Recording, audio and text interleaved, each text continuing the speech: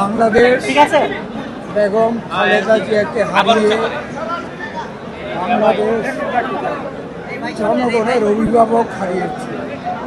ঠিক তেমনিভাবে শহীদ প্রেসিডেন্ট জিয়াউর রহমানকেও যখন আমরা হারিয়েছি তখন অনেকে মনে করেছিল যে বেগম খালেদা জিয়া এই দিনটিকে রক্ষা করতে পারবে না। জিয়াউর রহমান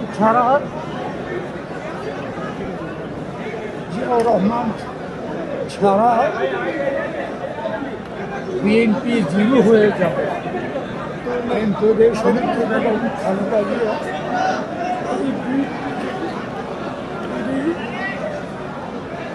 শহীদ জিয়া মাইনাস হওয়ার পরে এই দেশনেত্রী বেগম খালেদা জিয়া জাতীয় জনগিত স্পষ্টভাবে ঊর্ধ্বে তুলে ধরেছিলেন এবং তিনবার নির্বাচনের মাধ্যমে বেগম খালেদা জিয়া এই বিএনপিকে এই দেশের মানুষের কাছে তুলে ধরেছিলেন, প্রতিষ্ঠা করেছিলেন।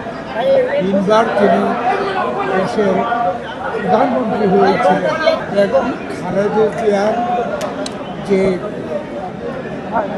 অভাব এই দেশে, এটা কিন্তু আমি বলে শেষ করতে পারব না।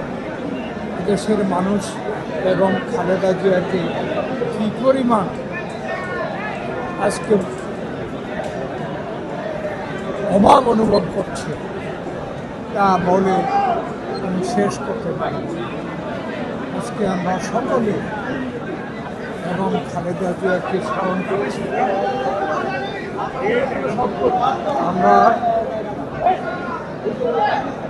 শহীদ প্রেসিডেন্ট জিয়াউর রহমানকে স্মরণ করছি এবং এই দুইজনের সন্তান তারেক রহমানকে আজকে দেশের মানুষ কীভাবে স্নেহের সাথে ভালোবাসার সাথে তারেক রহমানকে স্মরণ করছে, এটা আজকে আমরা বেগম জিয়াকে আপসের নেত্রী বলা হয়। আগামীতে যারা রাষ্ট্র ক্ষমতায় আসবে বা যারা দেশ পরিচালনা করবে, কোন গুণগুলো বেগম জিয়ার এই আদর্শ? বেগম খালেদা জিয়া আপসের ছিলেন।